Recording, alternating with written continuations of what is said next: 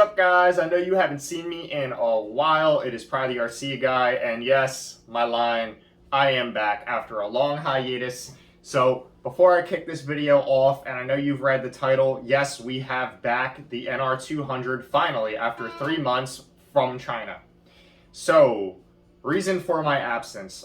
Some of you may know I have 2 YouTube channels. One of which I do in the summertime that is all about campers and camping, so I put the RC hobby down for a bit. The other reason is, unfortunately, I got in a bad dirt bike accident in July. I'll post a picture of the bike up here. I'll leave the graphic images out, but it was a very bad, life-changing accident, unfortunately. I hit a deer head-on in the middle of the woods. And I shattered my elbow and I ripped my tricep tendon. So unfortunately, my arm only moves about that much now between there and there. So I lost movement in my arm, so I was down for quite a while. I had a couple of infections. I was in the hospital for a while. So that's what happened to me, and that's why I've been down. Lucky I'm alive. I was wearing a helmet. Always wear a helmet out there, guys, but without further ado, we are going to get back into the Sen 450. Look how dusty. You see, I haven't even touched anything. So, I got a message from Sterling Kit, and they had claimed that the issue with the truck, or with the engine, was a head gasket, the carburetor. They went ahead and replaced the head gasket in the carburetor, and apparently they got it to run. So they sent me back the engine that's been tested through Ruifeiya, and they also sent me a brand new electronics kit. So before I get super detailed this time, what I'm going to do is I'm just going to throw it in,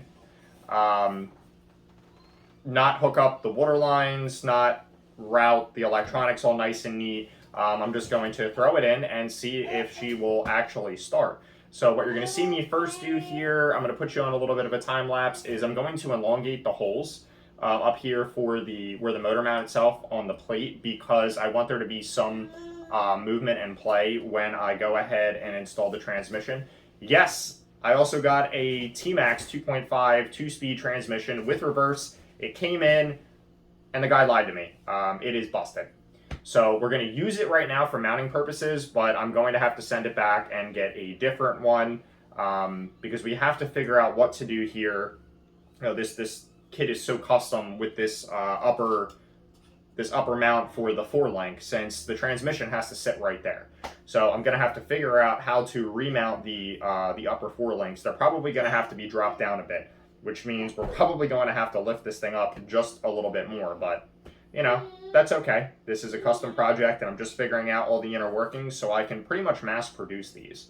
Because I do like this chassis. Everything fits in here real nicely. If you remember where we left off, I did add the servo mounts, this right here for the throttle. I also got the axle mounted servo here, if you're new to the channel, and the exhaust we did custom make, and it is right here, still in the chassis.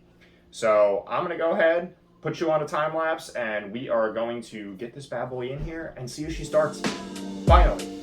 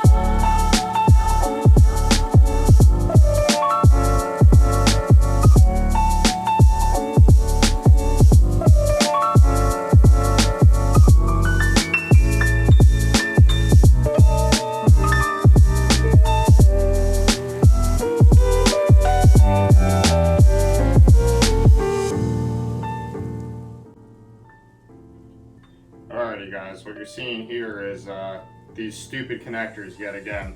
This is just a poor design. I know other people have done it, no one else complains about it, but it's just a terrible design. To get these circular holes over top of the glow plugs, it's a spring mechanism that you have to pull, and yet again the tip broke off the wire, so I'm going to have to attempt to solder this back on now. I had this problem last time, so we're already not off to an excellent start. I just have the positive and negative hooked up to the starter motor. These are the glow plug igniters, and then it has to ground to the head. So we're going to go ahead and plug in our 3S battery, and we're going to see if she'll start. We're going to load her up with some VP. This is 20% nitro race fuel, so I use in all my nitro RCs. 20% is what's recommended. So if you guys can see, I left water in here by accident, and the metal fittings that go into the water tank are steel, so it rusted up. So I put some white vinegar in there, and I'm letting it work around and trying to break up that rust before I hook the actual water system up.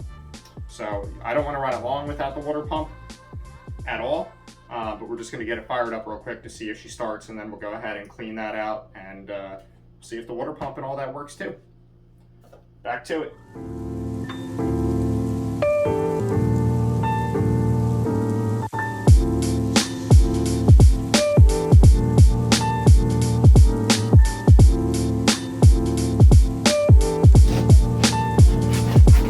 All right, let's see what happens here.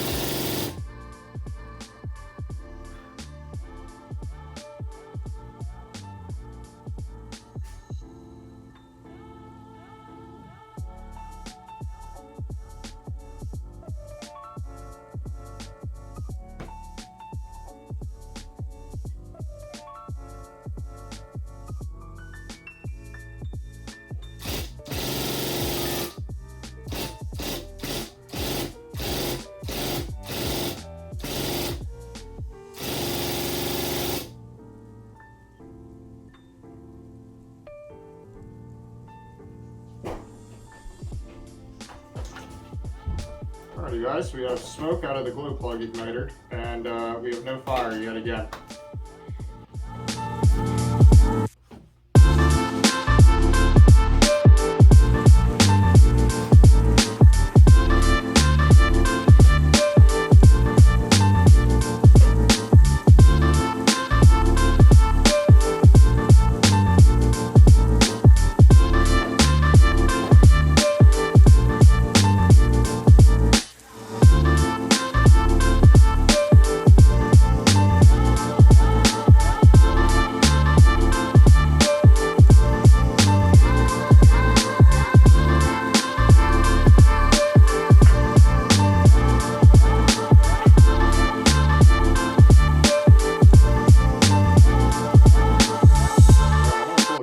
See if they're igniting.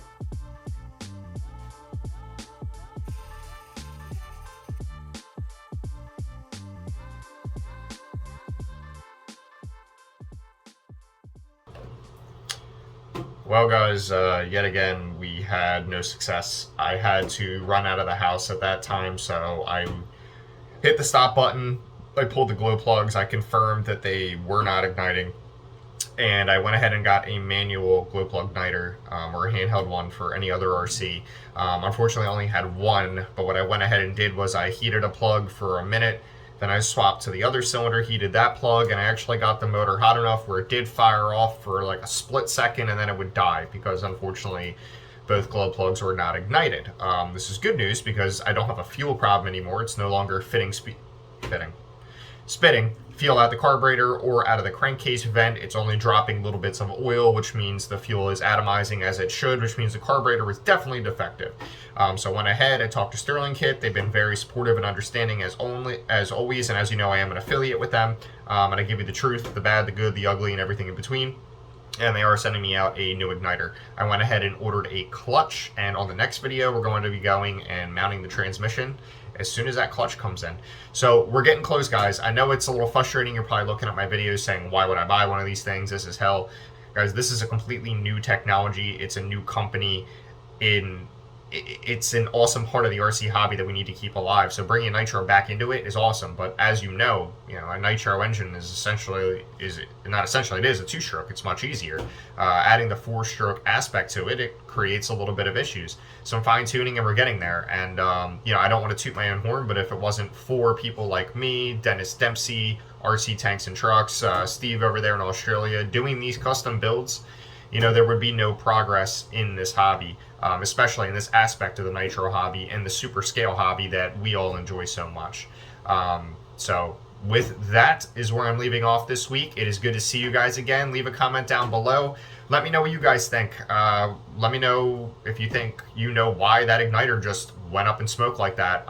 You saw I barely turned over the motor. I did it in very short increments this time.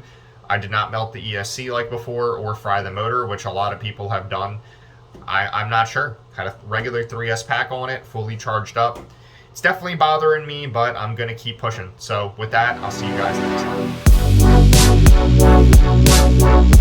time.